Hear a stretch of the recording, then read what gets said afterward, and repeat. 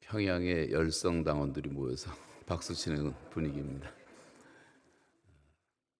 만나게 받게 돼서 너무 반갑고요. 그 사람의 눈이 아름다운 것 같아요. 마스크 쓰니까 다 이뻐 보여요. 옆 사람에게 눈이 아름답습니다 해보세요.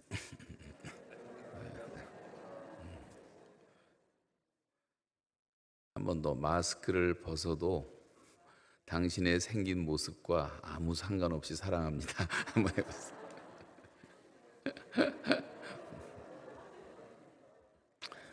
자, 한 분 한 분 다 하나님의 걸작품입니다. 믿습니까? 네. 우리가 서로 사랑하며 사는 것이 하나님이 가장 기뻐하시는 일이죠. 처음 왔지만 제가 억류됐을 때 혹시 기도해 주신 분들 많이 계신데 너무 감사하다는 인사를 드리고, 기도를 못 해주신 분들은 앞으로 기도해 주시기를 부탁드립니다. 오늘 이제 첫 시간은 우리가 예배 시간이 짧기 때문에 요셉이라는 한 사람의 생애를 통해서 하나님께서 우리에게 주시는 말씀을 가지고 우리 민족에 적용을 시켜서 어떻게 남북의 화해가 가능할까? 우리가 지난 반만 년 동안의 이 고난의 역사를 극복을 하고 또 분단 70년의 역사를 극복을 하고 어떻게 하면 좀 복음화된 통일 조국을 이룰 수가 있을까? 여러분 다 하나님의 그 비전을 받는 시간이 되시기를 바라고, 하나님께서 여러분의 눈을 열어 하나님의 안목으로 역사를 보는 그런 하나님의 사람들이 되시기를 바랍니다. 우리 민족과 이스라엘 역사는 너무도 비슷합니다. 땅덩어리도 작고 별로 알아주지 않는 민족이었는데 또 거기다가 고난이 너무 많아서 말할 수 없는 고난을 겪은 고난의 민족으로서의 역사의 맥락을 같이 하고 있는 두 나라라고 할 수가 있는데, 특별한 특징이 뭐냐면 이스라엘은 하나님이 선택한 민족이에요. 근데 대한민국도 하나님이 마지막 날에 특별히 선택한 민족이에요. 그런데 성경에 이스라엘은 기록되어 있고 성경 기록이 끝났기 때문에 한국은 기록이 안 됐을 뿐입니다. 이스라엘 역사를 보면 항상 북방에서 제국이 일어나요.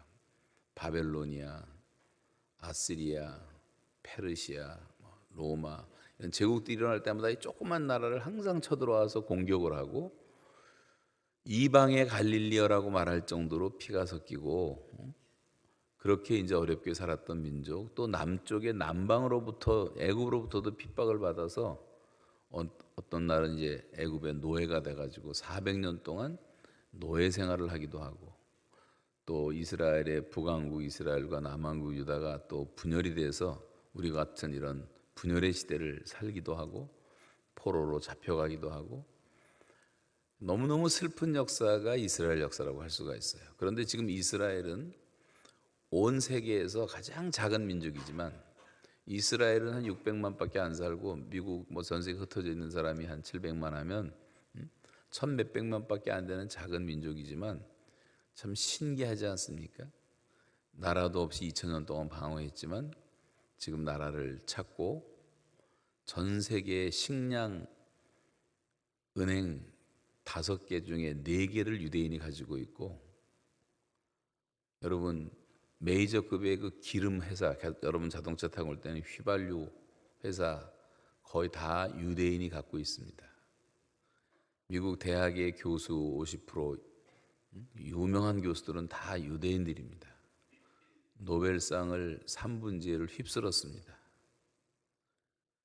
그런 얘기 하자면 끝도 없어요. 할리우드도 다 점령을 하고 경제를 점령을 하고. 이 고난 속에서 하나님께서 하나님의 사람들을 키우셨어요. 대한민국을 보면 우리도 반만 년 동안 고난의 역사를 가지고 있습니다. 북방에서 계속 청나라가 일어나고 노나라가 일어나고 무슨 나라 셀 수도 없는 제국들이 일어날 때마다 한국을 공격을 하고 조공을 바치라고 그러고 맨날 우리도 그렇게 살았어요. 심지어 남방에 있는 일본까지 우리를 공격을 해가지고 임진왜란 전후를 읽어보면 슬퍼서 읽을 수가 없을 정도로 너무나 많은 시련을 겪었어요. 그러다가 나라까지 빼앗기고 36년 동안, 제가 85년도에 캐나다 갔어요. 지금 딱 36년이 됐습니다. 그 기간 동안 우리나라 없이 살았던 거라고 생각을 해보니까 짧지 않은 세월이더라고요. 그리고 또 해방이 되는가 싶었는데 또 공산당이 일어나가지고 나라가 또 두동강이 나와서 지금 70년 동안 지구상에서 마지막 분단 국가로 우리가 이런 고난을 지금도 겪고 있습니다. 여러분, 저와 여러분은 다 예수 믿는 사람들이에요. 기독교인들입니다. 그런 말이 있습니다. 많이 들어보셨겠지만 기독교는 국경이 없습니다. 그러나 기독교인에게는 조국이 있습니다. 여러분, 우리는 기독교인이기 때문에 기독교는 국경이 없지만 우리에게는 민족이 있는 것입니다. 형제들이 있는 거예요. 근데 우리 민족은 지금 갈라져 있어요. 반토막이 나 있어요. 북한에서는 한국을 섬나라라고 해요. 섬나라. 근데 생각해보면 또 맞는 말이에요. 우리는 70년 동안 육로로는 다닐 데가 없었어요. 북한이 막고 있으니까. 배를 타든가 비행기를 타야지만 외국을 나갈 수가 있어요. 섬나라라고 놀리더라고요. 갔더니 통일이 되면 제주도부터 해저 터널로 부산을 통해서 저 신의주까지, 중국까지, 러시아까지, 베이징, 사이베리아, 동남아시아, 중앙아시아, 유럽, 동굴아파 전체를 우리가 마음대로 다니는 날이 올 수가 있는데 이 북한이 딱 막혀서 못하는 것뿐이죠. 근데 이제 그런 날이 곧 올 거고 이미 BTR, STR, KTR 다 생겼고 요금까지 나와 있어요. 좀 몰라서 그렇지 지금 엄청나게. 그리고 중국은 전 국토가 다 고속 전철화돼 있어요. 그리고 고속도로는 이미 거미줄처럼 깔려 있어서 하나님께서 문을 여시면 남한과 북한이 이제 복음화되고 우리 민족 복음화되면 사도 바울이 로마에 닦여진 길을 통해서 다니면서 전 세계에 복음을 전했듯이 우리 민족을 통해서 마지막 세계 복음화를 이루고 하나님 나라가 이 땅에 이루는 큰 역사에 우리 민족을 들어서 제사장 민족으로 온 세상을 축복하는 복의 통로로 우리를 사용하여 주실 줄로 믿습니다. 그것을 위해서 하나님이 우리에게 많은 고난을 통해서 연단을 시켜주신 거예요. 연단을 시키고 계십니다. 그래서 오늘 우리가 요셉이라는 한 가정의 사건을 통해서 이제 어떻게 하면 우리 민족이 마지막 이 분단의 위기를 극복을 하고 정말 하나가 되어서 정말 하나님께 영광을 돌릴 수가 있을까, 이 말씀을 묵상해 보겠는데 우리가 이제 우리 안에서 어떤 변화가 좀 일어나야 돼요. 제가 이제 세 가지 변화를 말씀드리는데 첫 번째는 우리의 의식이 바뀌어야 돼요. 의식의 변화가 일어나야 되고 두 번째는 안목의 변화가 일어나요. 역사를 보는 눈이 좀 열려야 돼요. 눈이. 세 번째는 우리의 이 자세, 태도가 좀 바뀌어야 돼요.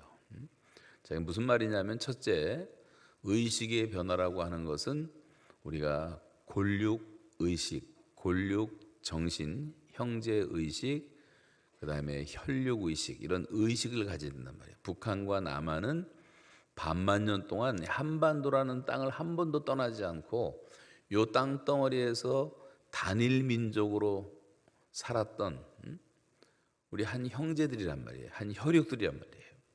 요즘에는 외국인들이 한국에 좀 많이 와 있지만 옛날에는 외국인 보기도 힘들었습니다. 그래서 우리가 이제 이걸 축소하면 한 가족이고 확대하면 한 민족이 되는데 그런 면에서 우리가 이제 의식을 좀 바꿔야 될 게 그들은 우리의 권력들이다. 북한을 바라보는 여러분의 눈, 의식을 바꿔야 됩니다. 북한은 무슨 별종 인간으로 봐서는 안 돼요. 제가 90년도 중반에 북한에 처음 들어갔을 때 만났던 이 북한 사람들을 보면서 느낀 것이 어쩌면 우리와 이렇게 똑같을까? 언어도 다 통하고요. 문화도 통하고 음식도 통하고 안 통하는 게 없어요. 가끔 못 알아듣는 말이 있어요. 넥타이 같은 거 영어니까 못 쓰게 해요. 그러니까 목댕기라 그래. 목댕기라 그러고 그런 거 한두 번 들으면 다 알죠. 축구 볼 때 모서리차기 그러면 저 코너킥이구나. 이제 금방 알 수 있잖아요. 이제 그런 것들. 또 뭐 영화를 만들어서 비디오를 몇 개 파는데 보니까 원더우먼 영화를 번역을 해서 파는데 원더우먼을 뭐라고 번역했냐면 방방 뛰는 에미나이 이렇게 했어요. 방방 뛰는 에미나이. 피자집이 처음 생겨서 제가 처음으로 피자집을 찾아갔어요. 뭐라고 했나 했더니 피자집에다 간판을 크게 붙였는데 이탈리안 지짐이 이렇게 써놨다. 이탈리안 지짐이. 그거 말 된다고 생각을 했습니다. 그런 이야기들이 너무 많은데 너무너무 우스운 얘기가 많은데 그걸 제가 안 하는 이유는 그 얘기를 했더니요 설교는 다 잊어먹고 그것만 기억하더라고. 그래서 궁금하신 분들 이따 끝나고 찾아오면 제가 다 해드릴게요. 재밌는 얘기가 너무 많아요. 다 말이 통해요. 음식이 통해요. 감정이 통해요. 문화가 통해요. 다 우리 민족이란 말이죠. 우리 혈육이란 말이죠. 그래서 여러분 이 의식을 회복을 해야지 통일이 앞당겨지는 겁니다. 우리가 날마다 저 빨갱이들, 공산당, 오랑캐, 철천지 원수 맨날 이런 그냥 상스러운 말을 통해서 서로 대적을 하니까 북한도 똑같아요. 내가 북한 군대 갔더니 남한 군대 그 지피 보고 그러더라고. 저 남조선 괴뢰군들, 우리 보고 괴뢰군이래. 괴뢰라는 말을 알기나 하고 쓰는지 모르겠어요. 괴뢰라는 말은 어떤 큰 나라에 붙어서 쫄병처럼 산다는 뜻이에요. 우리 보고 이제 미국에 붙어 산다 그 말이고, 우리는 또 소련에 붙어 산다 너희들은 그렇게 욕을 하는. 여러분 요셉이 지금 13년, 14년 만에 형제들을 처음 만나는 장면입니다. 이 형들이 요셉을 팔아가지고 죽이려고 했다가 나중에 그냥 우물에 던졌다가 살아나서 노예 생활하고 감옥 생활하다가 하나님의 은혜로 애굽의 큰 높은 사람이 됐죠. 총리가 됐어요. 근데 이제 그때 가뭄이 와갖고 그 요셉의 형제들이 양식 얻으러 온 겁니다. 지금 현장이 지금 오늘 창세기 45장의 상황이 야곱이 이제 굶어 죽게 되니까 자식들 보낸 것 아니에요? 근데 요셉이 보니까 자기 형들이 앉아 있는 거예요. 요셉이 너무 이 정이 벅차가지고 감정이 벅차가지고 방성대곡을 하니 바로의 궁중에까지 들렸다고 말할 정도로 참다가 폭발을 한 거예요. 그러면서 내려가서 형님들 제가 당신들의 아우 요셉입니다. 형들이 얼마나 기절초풍하겠어요. 이제 죽었구나 생각했을지 모르죠. 그 짧은 얘기 가운데 그러면서 요셉이 이런 얘기를 합니다. 형들이 너무 당황하고 놀라니까 형님들 한탄하지 마십시오. 근심하지 마십시오. 하나님이 우리 가정 살리시려고 나를 형님들보다 먼저 애굽에 보내신 겁니다. 그러면서 결론은 그러므로 나를 이리로 보내신 이는 형님들이 아니요 하나님이십니다. 그러는 거예요. 형들 입장에서는 얼마나 위로가 되는 말들이에요. 한마디도 뭐 형들 잘못했다는 얘기 안 하니까. 그러면서 한다는 얘기가 지금 이제 흉년이 2년밖에 안 지났고 앞으로 5년 남았는데 다 죽는데 빨리 가서 아버지 모시고 오고 아버지의 자손들, 아들들, 손주들, 양과 소 다 데려와서 나하고 가까운 고센 땅에 있게 해주십시오. 제가 그들을 복량하겠습니다. 요셉이라는 사람 마음은 참 아름답죠. 복수하는 마음이 요만큼도 없어요. 오기심이 없어요. 미운 감정이 없어요. 이게 하나님의 사람의 모습이란 말이에요. 그렇게 원수보다 더 악한 형제들에게 요셉이 말하는 게 자기가 아우 요셉이래요.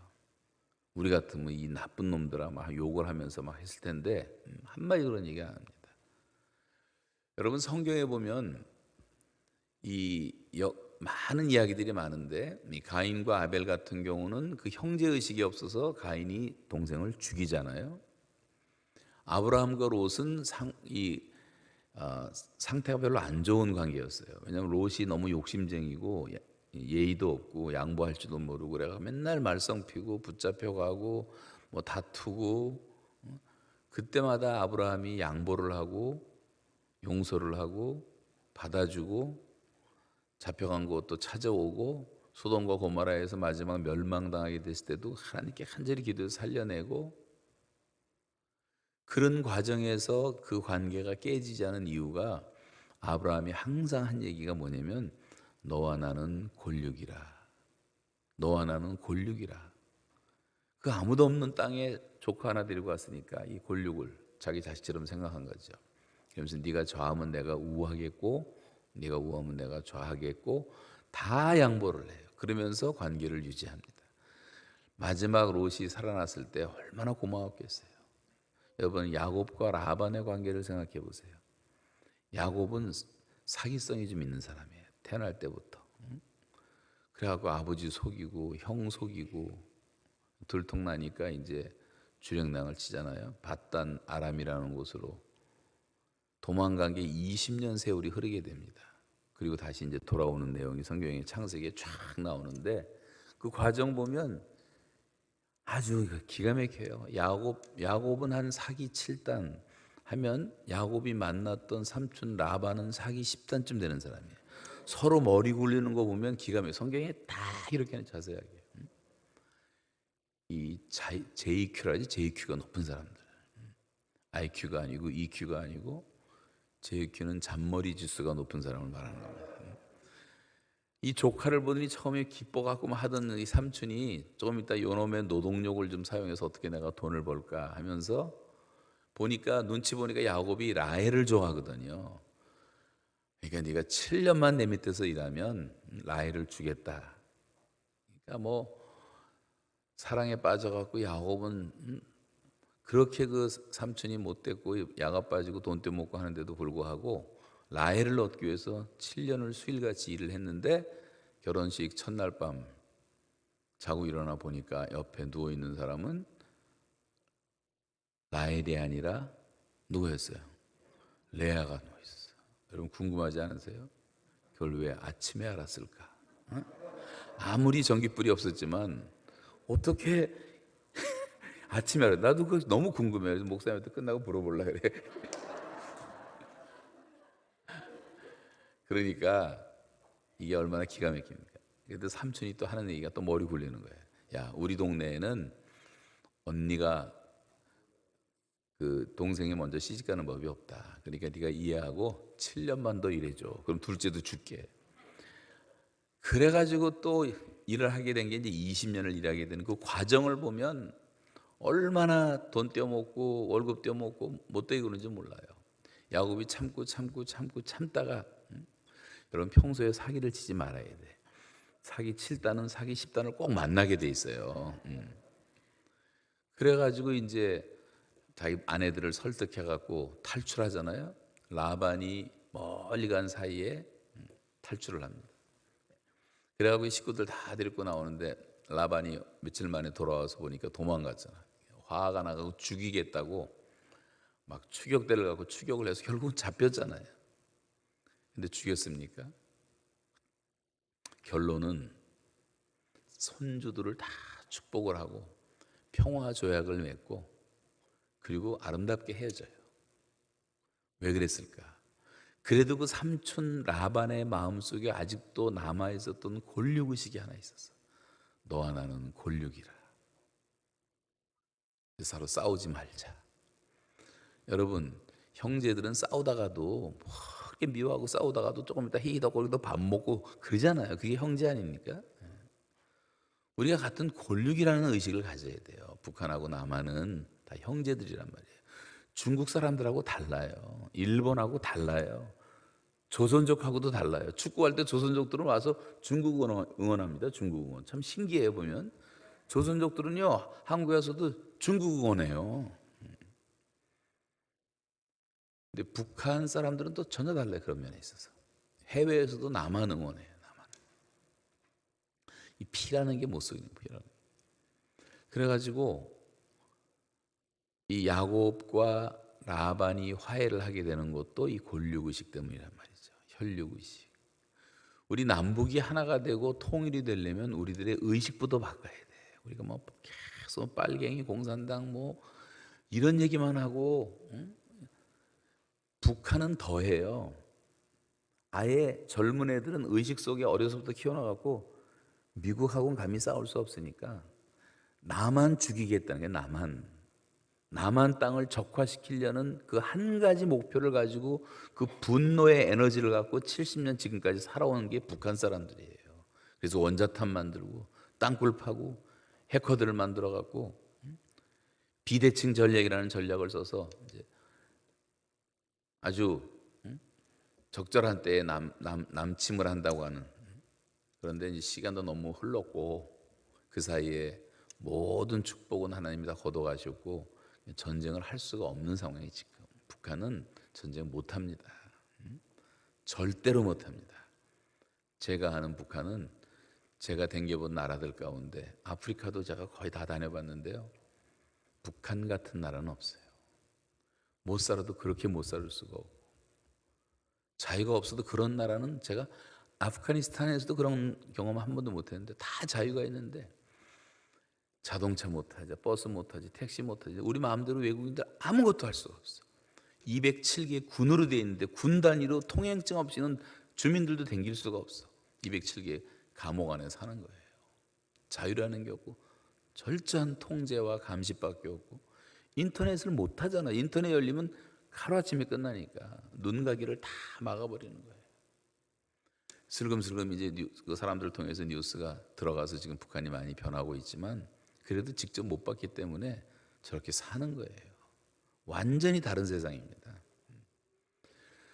근데 하나님께서 너무 우상을 많이 세우니까 제가 잡히게 된 것도 미국에서 설교한 설교 내용을 해커들이 보고 김정은한테 보고하기 때문에 잡히게 됐는데 그 당시는 34,000개 김일성 동상이 세워져 있어요. 동네마다.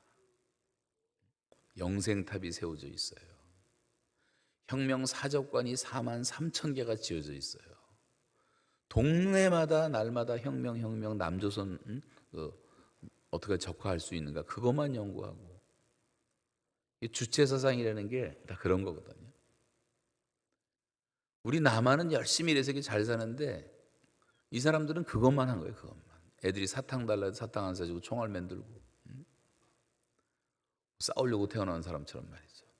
근데 하나님이 축복을 다 걷어가시니까 아무것도 할 수 없지 않습니까? 지금 기름이 있어야지 뭐 탱크를 움직이죠.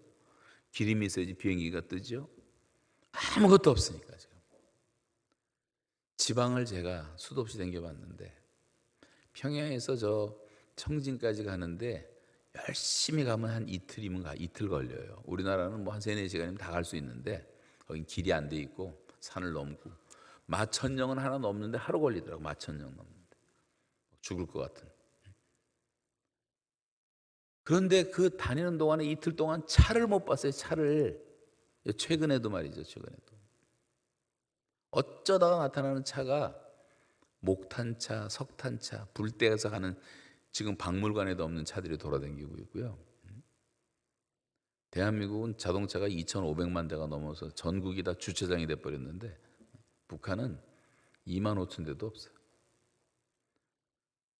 1,000배를 못 살아요. 1,000배를. 뭐 공식적으로 뭐 80배 못 산다 그러는데 제가 볼 때는 비교조차 할 수가 없게 하나님이 그렇게 다 복을 거둬가셨고 인구도 출산을 못해 북한은. 곡식도 땅에서 내지를 못하게 만들어놨어요. 그리고 굶어 죽잖아요. 350만이 굶어서 죽었어요. 굶어서. 제 눈으로 똑똑히 봤어요. 그래서 좀 덜 죽이려고 저도 150번을 가서 그 아들을 먹이고 한 건데 하나님이 복을 걷어가시니까. 그렇게 김일성 우상을 섬기는 나라를 어떻게 하나님이 복을 주겠어요? 우상 숭배하는 나라를. 지구상에서 제일 무서운 사이비 종교 집단의 광신자처럼 만들어 놓은 게 북한 사람들이에요. 사람을 다 배려놓고. 지금 당장 통일된다 그래도 굉장한 혼란이 올 수밖에 없어요. 지금은 당장은 통일되면 안 돼. 우리가 한국의 교회가 준비된 다음에 통일이 와야 되는 거예요. 한국도 준비가 안 돼 있어요. 통일이 뭔지도 모르고 떠드는 사람 많이 있어요. 여러분 연변골 나오면 큰일 나는 거예요. 1990년대 초에 연변이 열렸잖아요. 그리고 남한 사람들이 들어가서 연변을 다 배려놨어요. 누가 들어간 줄 아세요? 사기꾼들이 다 들어간 거예요. 그 연변 사람들을 등쳐먹고. 제가 97년도에 연변에 갔을 때 길림성 가는 비행기 타고 뜨는데 신문 보니까 남한 사기꾼들한테 사기 맞아서 신고된 사람만 3만 2천 명이었어요. 자살을 100명이 했어. 돈을 못 받고 빚내 갖고 하다가 사기 당해. 800명이 학교를 못 다녀. 이런 게 다 신문에 나왔다. 그 후로 수십만 명이 사기를 당했어. 그래서 왜 사기 당하면서 그렇게 하냐 그랬더니 그래도 90%가 사기 당해도 10%에 속하고 싶어서. 왜냐하면 남한에 내려와서 1년만 열심히 일하면 뭐 식당에서 일하든 간병이라든 뭐 하든 간에 중국 땅에서 20년 일한 돈을 버는 거예요, 그 당시에. 그러니까 목숨 걸고 올라가는 거죠. 그걸 이용한 사기꾼들 때문에 연변 땅에는요, 죄다 술집, 노래방, 뭐 이런 것들밖에 안 생겼어요. 여자들은 가정주부도 몸을 팔 정도로 다 더럽혀놨어. 중국도 마찬가지. 80만 기업인들이 그 짓을 하고. 여러분, 그게 통일이라면 통일되면 절대 안 됩니다. 왜냐하면 북한은 하루아침에 싹 썩어서 그냥 없어질 거예요. 북한 사람은 너무 순진하기 때문에, 때가 안 묻었기 때문에. 근데 하나님은 더 모르기 때문에. 돈 맛을 알면요 금방 부패해요. 북한은. 지금 북한에서 제일 인기 있는 결혼 대상자 남자가 누구냐면 국경을 지키는 국경 수비대예요. 국경 수비대가 이제 탈북할 때 도와주고 큰 돈을 벌거든요. 집도 몇 채씩 살 수 있고. 그러니까 지금 탈북자들을 국경 수비대가 모으고 있다니까. 국경 못 나가도록 지키라 그랬는데 그걸 모아서 안전하게 다 도망가까지 모셔다 줘요. 그럼 돈 받으니까. 그렇게 썩었단 말이에요. 돈 맛을 알면 사람이 다 썩어요. 한국 같은 나라도 부패하는데 북한은 말할 것도 없죠. 그런 통일은 오면 안 되는 거예요. 그래서 우리가 통일을 잘 준비를 해야 돼요. 일단 우리가 그들이 우리의 형제라는 것을 인식을 하고 무시하지 말고. 조선족들도 그렇고 북한 사람도 제일 싫어하는 게 뭐냐면 남한에 와서 자존심이 상한다는 거예요. 2등 국민 취급을 하니까. 또 자기들도 힘이 없으니까 식당에서밖에 할 일이 더 있어요. 간병인 거의 다 지금 조선족입니다.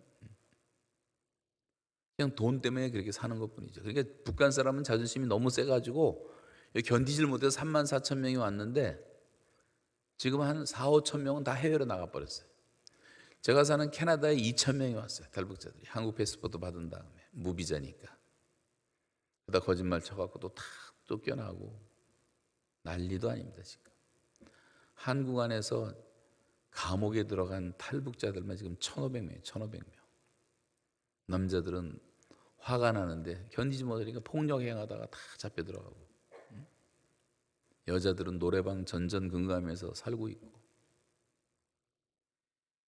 여러분, 이 얘기를 제가 왜 하냐 하면 하나님께서 우리에게 보내주신 사랑하는 우리 동족들인데, 형제들인데, 신학생들 목회자들만 지금 300명이 나와 있는데 교회가 좀 그들을 좀 품어주고 사랑해주고 양육해주고 서포트해주면 하나님의 군대가 될 수 있는데, 한국 교회생이 이벤트성으로 한번 박수 짝짝 쳐주고 뭐 잘해야 냉장고 하나 사주고 그리고 몰라라 하니까 다 외로운 거예요. 이 사람들은 워낙 외롭고 가족도 없고 거의 다 죽었어요. 또 고난 행군 때 친척들이. 탈북자들의 90%는 다 함경도 사람들이에요. 양강도 조금 있지만 함경 남북도 사람들이 거의 대다수예요. 거기도 원래부터 귀향지예요.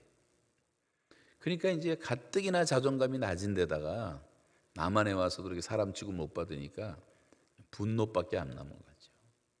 지금 독일에도 한 2,000명 가 있습니다. 영국에도 한 3,000명 가 있습니다. 영어도 할 줄 모르면서 일단 한국 떠나고 싶다는 거예요. 그게 싫어가지고 자존심이.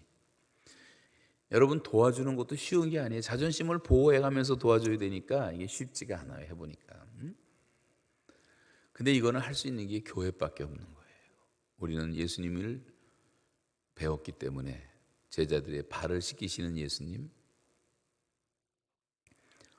섬김을 받으러 온 것이 아니라 섬기러 왔다고 말씀하시고 자기 생명까지도 많은 사람의 대속물로 주신 주님의 정신이 있기 때문에 그나마 할 수 있는 건 교회밖에 없는데 하나님은 대한민국 교회를 보시고 탈북자들을 3만 명 넘는 사람들을 보내주셨는데 이 사람들은 목숨 걸고 넘어왔는데 교회마저 품지를 못하면 어떡하겠어요. 북한 복음화, 평화 통일 100% 새빨간 거짓말이에요. 열려서 저 2천만이 있는 기다리는 2천만을 어떻게 품겠습니까? 2,600만이라는데 다 거짓말이고요. 제가 계산해 본 북한 인구는 1,800만밖에 안 돼 사실. 몇백만을 속이고 있는 거짓말하고 있는 것뿐이에요. 그러나 어쨌든 거기도 2천만이 사는데 그걸 어떻게 감당하겠단 말이에요. 우리 교회가 이렇게 성장하고 대한민국 58,600개 자연불학에 다 교회가 서고 그리고 하나님의 축복으로 우리가 잘 살게 되고 경제적인 축복을 받아서 10대 강대 대국이 되고 뭐 컴퓨터, IT, 자동차, 지하철, 건축, 화학 뭐 수십 가지 종목의 세계 1등 품목을 달리고 있고 그렇게 잘 사는 복을 받았다면 이제 좀 나눠줄 줄 알아야 되고 어려운 걸 좀 도와줄 줄 알아야 되는데 여러분 독일은요 30년 동안을 동독을 도왔어요. 자기 민족이라고 해가지고 굶어 죽으면 안 된다 그래갖고 매년 최소한도 쌀 한 말 반 정도 평균 다 도와줬어요. 전 동독 국민들에게. 우리나라는 김대중 대통령 때 퍼준다 했는데 그걸 퍼줬다고 사실로 인정을 해도 그걸 계산해 보면 북한 백성들에게 1년에 쌀 600g밖에 안 도와줘요. 라면 하나 도와준 거예요. 라면 하나. 퍼준 것도 아니죠. 우리가 너무 인색하고 너무 돕질 않은 거예요. 사실 보면. 그리고 독일 교회는 서독 교회는 통독 헌금을 내가지고 10년 동안 4,770만 마르크를 만들어가지고 우리나라 돈으로 지금 한 200억 되는 돈을 가지고 북한에서 고통받는 지하교인들과 목회자들을 다 계속 도왔어요. 물밑으로. 그렇게 사랑으로 나누는 삶이 흘러들어가기 시작했을 때 1989년 어느 날 아무도 예측하지 못했던 전문가들도 누구도 예측하지 못했던 어느 날 하나님이 피 한 방울을 흘리지 않는 통일이라는 선물을 주신 거예요. 그리고 지금 딱 30년이 됐어요. 31년. 제가 독일에 가보니까 동독이 더 잘 살아요. 지금 보니까. 전 동독이 훨씬 낫더라고. 분위기도 더 깨끗하고 좋고. 다 똑같아졌어요 이제. 여러분 한국은요 10년이면 끝나요. 독일은 30년 걸렸지만 우리나라는 땅덩어리가 작고 광 케이블로 깔아버리면 뭐 전체가 다 통하고 IT가 세계 최강이고 하기 때문에 또 북한 사람 똑똑하고 근면하기 때문에 조금만 도와주면요 금방 회복할 수 있어요. 하나 문제는 이제 산에 나무가 너무 없어서 그건 이제 시간이 걸리니까 그건 한 30년 기다려야 되겠지만 그래서 여러분 그런 희망을 갖고 우리가 살아야 되는데 제일 첫 번째는 바로 그들이 우리 혈육이라는 의식을 회복하잖아요. 우리 골육이라는 거. 이제부터 기도하실 때 하나님 저 북한에 이제 빨갱이들, 저 괴뢰군들, 철천지 원수들 이렇게 기도하지 말고 하나님 북에 있는 우리 형제들을 불쌍히 여겨 주십시오. 그 형제 의식을 좀 회복하시기를 바랍니다. 이 의식의 회복에서부터 통일이 준비되는 것이기 때문에 그런 거예요. 북한에 살고 싶어 살아요. 지금 98% 사람들은 다 그 땅에 태어난 죄밖에 없는 거예요. 거기서 태어났으니까 거기서 사는 거예요. 제가 저를 괴롭혔던 얘기들을 뭐 내일이나 다 계속 하겠지만 제가 하나도 미워하지 않는 이유는 내가 입장을 바꿔놓으니까 내가 북한에서 태어났다면 내가 간수처럼 걔네들이 나한테 대하는 것처럼 나도 하지 않았겠는가 그런 생각이 드니까 다 이해가 되더라고요. 여러분 다 똑같은 거예요. 인간은요. 입장을 바꿔놓고 생각하면 다 그렇게 되는 거예요. 그래서 누구를 욕할 것도 없어요. 우리가 오히려 더 불쌍히 여기고 같은 굴육들이 이렇게 고난을 당하는구나 생각을 하고 모세처럼 바울처럼 느헤미야처럼 에스더처럼 하나님 내 이름이 생명책에서 지워질지라도 내 동족이 구원받기를 원합니다. 바울은 이방인의 사도로 부름을 받았지만 그는 이렇게 기도합니다. 내가 그리스도에게서 끊어져 저주를 받을지라도 하나님, 내 동족 구원받기로 원합니다. 이방인의 사도로 하나님이 부르셨음에도 불구하고 바울은 가는 곳마다 제일 먼저 유대인의 회당을 들려서 거기서 복음을 전하고 돌멩이를 맞아가면서도 자기 동족들을 구원할 생각을 합니다. 기독교인들은 애국자가 돼야 되는 거예요. 우리가 유관순 얘기들 하지만 다 그런 거 아닙니까? 우리나라 구한 게 기독교 아니에요? 기독교인 1%밖에 안 됐을 때 이승만 대통령 5년 7개월 동안 감옥살이하고 거기서 예수 믿고 감옥에서 월남 이상제를 비롯한 그 한국의 지성인들을 전도하면서 한국에 이제 좋은 그런 그 역사가 기록되기 시작하는데, 여러분 그때 기독교인 1%가 일어나서 했던 운동이 나라 살리는 운동이었어요. 술 먹고 축첩제도에서 일본에까지 나라를 36년 동안 빼앗겼던 나라를 찾자 해가지고 교회부터 시작하자 해서 주초를 금지하는 술, 담배를 금지시키고 절제운동을 하고 국상품 애용운동을 하고 국채 보상운동을 하고 YMCA 운동을 하고 3.1 운동을 하고 이런 무브먼트를 일으킨 게 다 기독교인이었단 말이에요. 그래서 나라를 살려놨어요 지금. 그런데 지금 또 보세요 여러분, 대한민국 전체가 다 술 마십니다. 난리도 아니에요. 전 세계에서 술 제일 많이 마시는 나라가 단연 1등이 한국이 돼버리고 말았어요. 러시아보다도 2배를 마셔 지금. 다 중독자가 됐어요. 알코올 중독자가 뭐 수백만 명이 돼버렸어요. 마약 중독, 도박 중독, 알코올 중독, 게임 중독, 컴퓨터 중독, 중독도 수도 없이 많아, 수도 없이. 중고등학교 애들이 인터넷 도박에 중독된 아이들이 지금 5.4%로 나와요. 그 인터넷 도박을 경험한 아이들이 수십 %가 돼요. 아이들을 지금 교육도 너무너무 심각한 문제예요. 학교를 보낼 수가 없어. 동성애를 가리키죠. 무신론 가리키죠. 진화론 가리키죠. 왜 돈까지 나가면서 학교를 보냅니까 지금? 옛날 기독교인 1%였을 때는 우리나라에 미션 스쿨이 3,000개가 있어요. 3,000개. 선교사들이 다 교회마다 학교를 세웠어요. 조그만 학교들을 10명, 20명, 30명, 많으면 뭐 100명, 200명. 그 풍토에서 자라난 사람들이 60년대, 70년대, 80년대까지 오면서 다 성인들이 되면서요, 사상 전례 없는 교회 부흥을 가져오는 그런 씨앗들이 된 거죠. 그때 다 심어놨기 때문에 거둔 거란 말이죠. 지금은 거둘 게 없어 심지를 않으니까. 목사님들도 우리 이 교회 와보니까 우리 목사님은 너무 훌륭하시고 진짜 너무너무 귀하신 분이신데 이렇게 잘 하시는 분도 계시지만 많은 목사들의 멘탈리티가요 상업화돼요. 상업화. 장사꾼들이에요. 목사가 아니고. 어른들은 다 생산품이에요. 생산품. 애들은 다 소모품이에요. 소모품.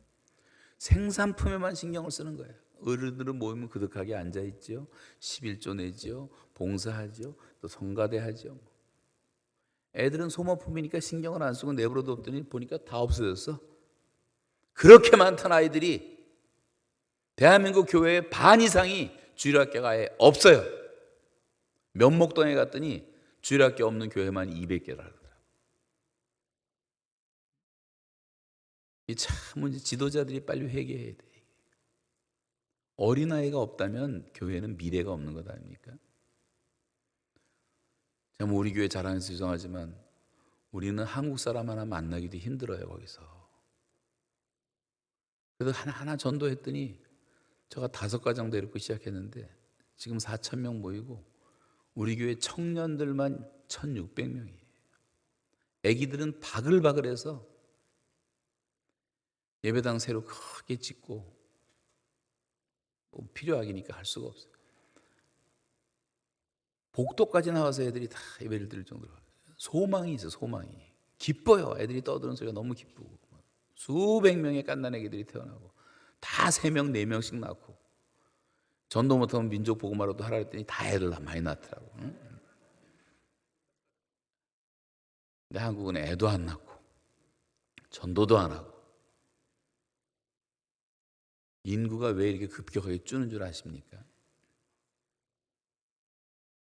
지금 애를 안 낳는 게 아니라 애를 죽이고 있기 때문에 어느 통계 보니까 1년에 45만 명을 죽여요. 여자들이 어머니 태 속에서 낙태를 해버려요. 여러분 지금 2살 3살짜리 팔 자르고 다리 자르고 끔찍해서 볼 수나 있습니까? 말 못한다고 뱃속에 다 살아있는 애들을 머리 잘라내고 다리 잘라내고 그거 없이는 산부인과가 운영이 안 된다 그러더라고. 산부인과 의사가 저한테 한 얘기예요. 한 건에 한 80만 원 받는데 10건만 하면 800만 원. 이거 800만 원의 유혹을 못 이겨서 그 짓들을 하고 있어요. 다 무책임하게. 모텔은 얼마나 세상에 많은지 별 못된 짓 다 하고 음란의 바다에 빠져가고 죄를 짓고 있는 거예요. 그리고 뭐 인구가 감소한다 그러고 다음 세대가 없다 그러고 고령화된다 그러고 이런 죄들을 회개해야 되는 거죠. 회개. 우리 집사람이 오늘 참여해갖고 1부, 2부 때 안 오더니 3부 때 나타나갖고 빨리 끝내라고 뒤에서 이래. 여러분 안 보이지만 맨 뒤에서 이러다가 제가 안 끝나잖아요. 저 서갖고 막 이래. 빨리. 오늘 3부의 배가 돼서 조금 이렇게 이제 말씀드리는데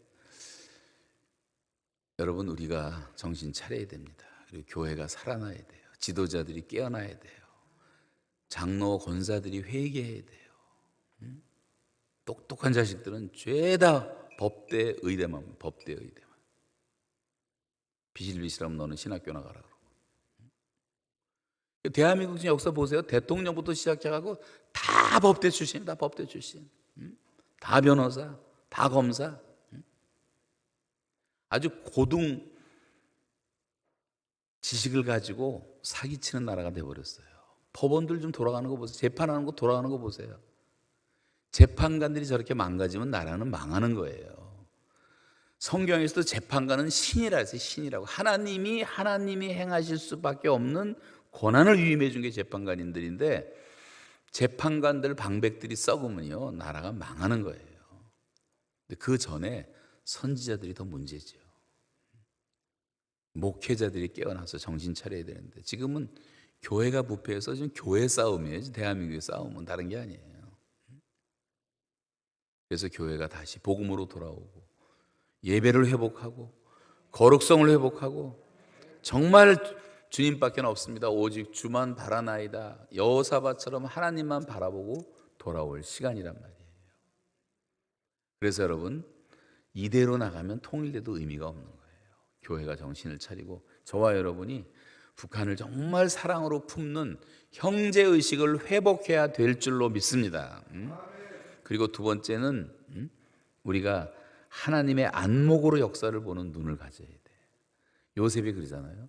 형님들 걱정하지 마세요. 두려워하지 마세요. 한탄하지 마세요. 당신들이 날 여기 보낸 게 아니라 하나님이 보냈습니다. 하나님의 섭리를 믿은 거예요. 요셉은 하나님만 바라보고 살았으니까.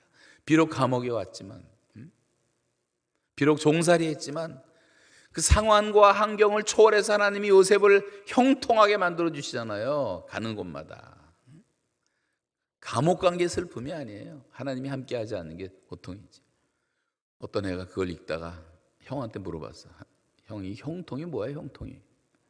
형이 찬스를 갖고 그건 이제부터는 모든 거 할 때마다 다 형을 통해서 하란 말이야. 그게 아니고 하나님이 함께 하시면 형통하게 됩니다. 하나님이 함께 하시면 여러분 삶 다 형통하시기 바랍니다. 이 전도라는 건 저절로 돼야 돼요. 여러분 삶이 다 형통하고 평탄하면 주변의 사람들이 다 와서 물어보게 돼 있어요. 예수 믿게 돼 있어요. 근데 날마다 하는 일마다 불통하고 맨날 병 걸려서 비실비실대고 자식은 뛰쳐나가고 뭐 회사는 됐다 안 됐다 망하고 한숨만 쉬고 그러면서 예수 믿으세요 그러보세요. 누가 믿겠어요? 너나 믿으세요 그랬지. 요셉은 그렇게 살았잖아요. 삶을 항상 하나님 바라보고 살았으니까 하나님의 안목에서 보니까 원망할 게 없단 말이에요. 지금 여러분 북한도 원망하지 말고요, 소련도 원망하지 말고, 미국도 원망하지 말고, 참새 한 마리도 하나님 말 없이 떨어지지 않고 우리의 머리털까지 세신 바 됐다는 하나님의 주권을 믿으신다면, 우리 민족이 당하는 이 반만 년 동안의 이 고난, 지금 분단 70년의 비극, 이것을 통해서 하나님이 하시고자 하시는 일이 있을 거예요. 하나님이 우리 민족 정금처럼 만들어 정말 귀하게 쓰시려고 주시는 고난일 수 있단 말이죠.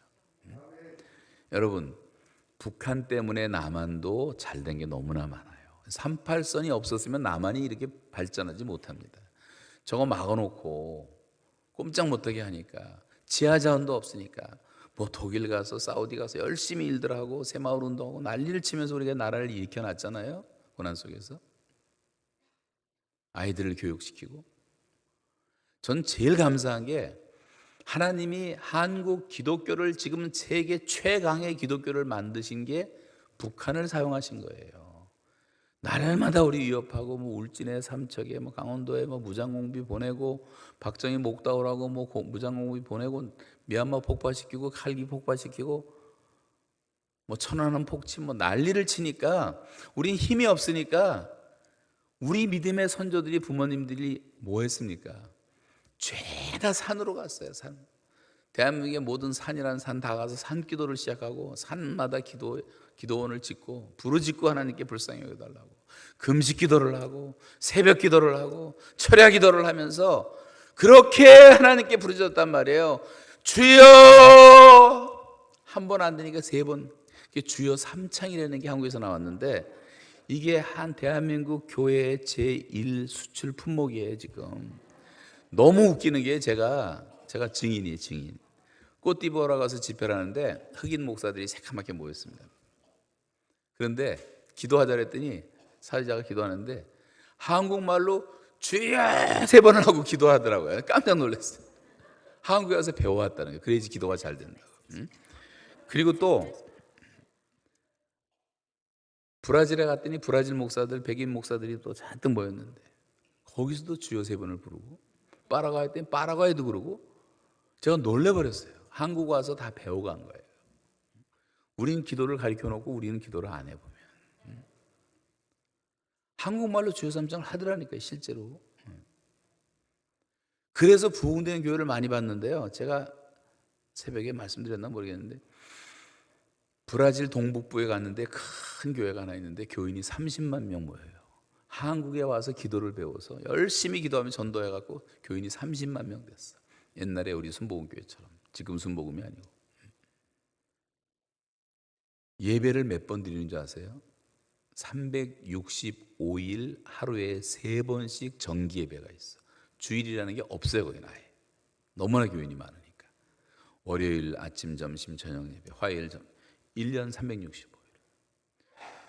우리는 그렇게 남의 나라 불을 붙여놓고 지금은 다 영역을 잃어가지고 산기도도 안 하고, 새벽기도도 잘 안 하고, 철야기도도 안 하고, 철야기도만 형식으로 하고 11시면 끝나더라고. 금년 여의도 순복음교회 첫 철야기도를 저보고 인도해달라고 해서 갔더니요, 그래도 사람 숫자는 모여서 한 10,000명쯤 모였어요. 모였는데 11시 되기 전에 다 가느라고 정신이 없더라고. 옛날에 새벽 4시까지 꼬박 했어요, 순복음교회. 지금 그게 없어요. 그 다음 주에 오산리 기도원에서 뭐 또 신년 성경한다고 하도 와달라 해서 갔더니 그 엄청난 예배당 안에 몇백 명 앉아 있어. 금식을 이제는 안 해요, 사람들이. 배가 부르니까 금식을 또 못 해. 힘들어서요. 이 큰일 났어요, 큰일 났어요. 기도들을 안 하고.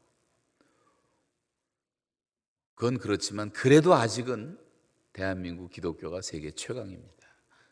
근데 우리가 이렇게 강한 신앙을 가지게 된 것은 저 위대한 수령님 덕분이에요.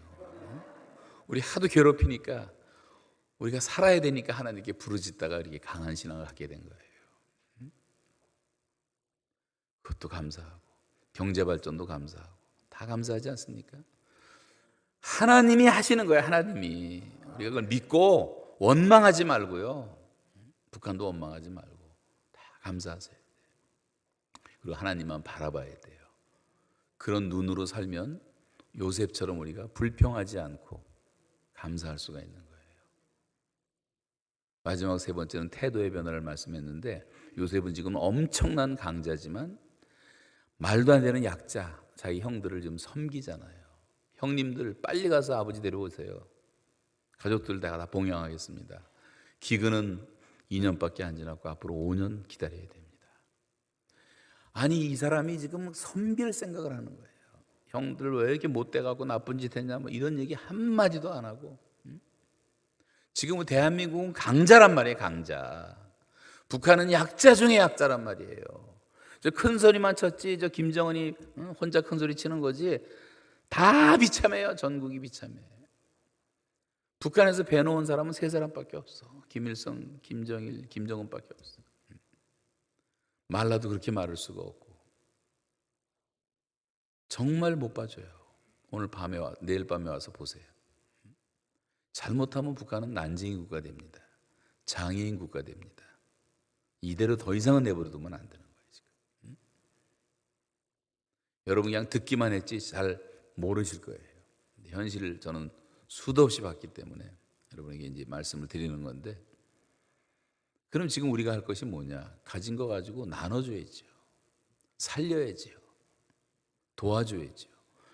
성경이 말하는 강자의 강력한 힘은 약자를 섬기는 게 강자라고 말했어요. 약한 자의 약점을 담당하는 게 강자라고 말했지, 힘을 갖고 군림하고 목에 힘주고 거들거리면서 돌아다니면서 나쁜 짓 하고, 우리나라 사람들 여행할 때 뭐 조끼 같은 거 하나 입고 뭐 돌아다니잖아요. 여기저기 다니면서 연변 땅 배려놓고, 중국 땅 배려놓고, 월남 땅 배려놓고, 필리핀 배려놓고, 캄보디아 배려놓고, 얼마나 멋진들. 기가 막혀. 지금 피코너가 너무 많아. 피코너가 따이라한이 너무 많아. 너무 많아.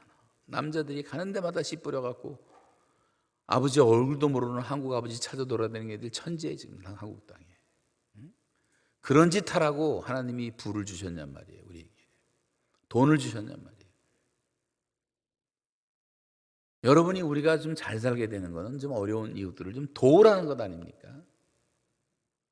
성경에 가득 차 있잖아요, 그 말씀이. 근데 우리가 그렇게 살고 있냔 말이에요. 예수님은 하나님이신데 사람의 몸을 입고 이 땅에 오시고 종의 형체를 갖고 오시고 제자들의 발을 씻기시고 자신의 목숨을 다 내놓고 피를 다 쏟아서 죄 많은 우리의 피를 다 정케하시고 하나님의 자녀로 받아주시고, 주님은 섬기시는데, 그리고 너희도 그런 자가 되라고 말씀하시는데 우린 그렇게 하고 있냔 말이에요. 지금 요셉은 지금 섬기는 자로 사는 거 아니에요. 섬기는 자로. 우리가 이렇게 요셉처럼 살면, 예수님처럼 살면 남북은 얼마든지 화해할 수가 있는 겁니다.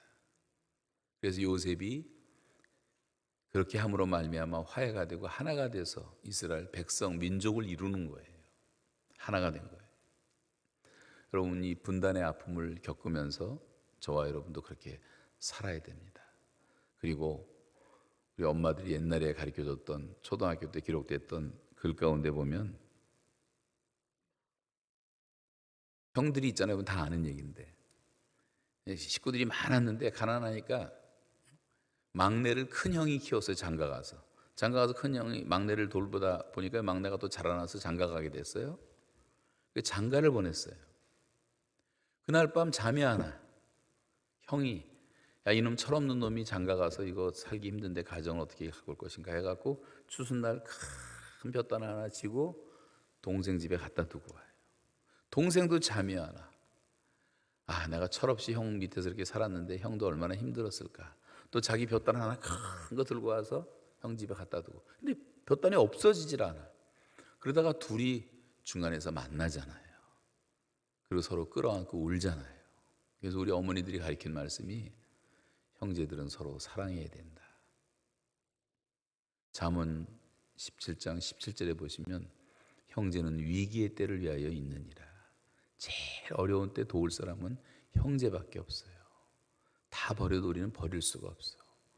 그저께 제가 암 걸린 분 한 분 신방을 갔다 왔는데, 우리 친구 부인이어서 갔더니요, 미국에서 시카고에서 뉴저지에서 언니 둘이 와서 병관하고 있더라고. 2달밖에 못 산다는 통보를 받고 형제들이 옆에 같이 있어주는 거예요. 여러분, 마지막까지 옆에 있는 게 가족이고 형제입니다. 이웃들은 한 번씩 왔다 갔다 할 수, 교인들도 한 번 왔다 갔다 할 수 있지만 끝까지 병실을 지키는 건 형제밖에 없는 것처럼 온 세계가 북한을 지금 다 완전히 버렸기 때문에 살 방법이 없고 갈 데가 없어요. 우리가 돕지 않으면 안 되는 거예요. 근데 너무나 악한 사람들이 많아. 저거 괜히 도와줘갖고 살려놨다 이런 뜻 쓸데없는 얘기를 해. 말도 안 되는 소리. 뭘 도와줬어요? 도와주긴. 새빨간 거짓말들 하고 있죠. 저는 20년 동안 북한을 다니면서 돕는 현실을 다 봤어요. NGO들이 몇 개 들어왔는지 다 알아요. 뭘 얼마나 도와줬습니까? 남들이 죽는 게 그렇게 좋습니까? 한 영혼이 천하보다 귀하다면 여러분, 나처럼 생각하면 다 귀하지 않아요? 또 예수님이 원수라도 줄이면 먹이고 목마르거든 마시우게 하라. 선한 사마리아 사람의 비유가 뭐예요? 율법이 뭐예요? 희년제도가 뭐예요? 사과나무, 뭐 과일수나무 다 따지 말고 좀 남겨둬라. 떨어진 거 줍지 말라. 요 모퉁이에 있는 것들은 따지도 말라. 벼 이삭도 마찬가지. 그래야지 가난한 사람들이 먹을 것이고 과부가 먹고 나그네가 먹지 않겠느냐. 그건 율법으로 하나님이 정해 주셨어요. 사람 살아야 되니까.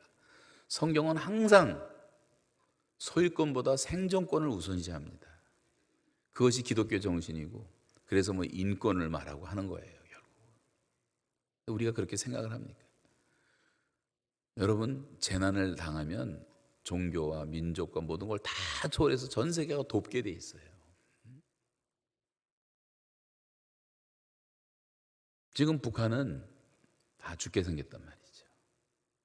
누가 저들의 이웃이 되겠는가? 우리는 같은 민족이니까 우리가 등한히 할 수가 없는 거예요. 지금 살려주면요, 다 예수 믿게 돼요. 북한은 다 하나님께 돌아오게 돼 있어요. 거짓된 이웃에 속지 마세요. 전쟁 안 일어나요. 전쟁을 일으킬 능력이 아예 상실됐어요. 제가 볼 땐. 겨울에 가면 동서가 안 통해. 눈만 와도. 나라도 아니에요. 멀쩡한 비행기 한 대도 없어. 김정은이가 타고 돌아다니는 비행기도 겨우 하나 산 거 러시아에서 준 거 하나 사다가 폼 잡고 다니는 거지. 개인 부자들이 갖고 있는 개인 비행기보다도 못해. 그게 나라입니까? 나라? 고아마다 고아들은 3,000명씩 가득가득해. 북한 사람들은 몰라요. 다 가려놔가지고. 나머지 그런 북한 얘기는 내일 밤에 이제 하도록 하겠습니다만, 또 내일 새벽도 있고. 그래서 여러분, 오늘 결론은 우리가 의식을 바꾸자. 그들은 우리의 형제들이다. 골육이다. 내가 싫어도 미워도 여러분, 밉다고 못 산다고 아버지가 아닙니까? 좀 못나게 군다고 해서 내 어머니가 아닙니까? 내 형이 아닙니까? 여러분, 권력의식을 회복하세요. 그렇지 않으면 우리가 다 가인처럼 되는 거예요. 그리고 하나님의 안목으로 역사를 보면서 원망하지 말고 하나님이 주신 축복을 어떡하지 내가 나누고 살 것인가를 생각하시면, 주라 그리하면 너에게 도로 되어 주리니 누르고 흔들어 넘치도록 하여 너에게 안겨주리라 했던 것처럼 더 큰 복을 받게 될 줄로 믿습니다. 이제 마지막 통일을 앞에 두고 여러분, 정말 요셉처럼 바울처럼 예수님처럼 모세처럼 이런 의식을 갖고 정말 나라와 민족을 회복시키는 일에 앞장서시는 성도들 되시기를 주님의 이름으로 축원합니다.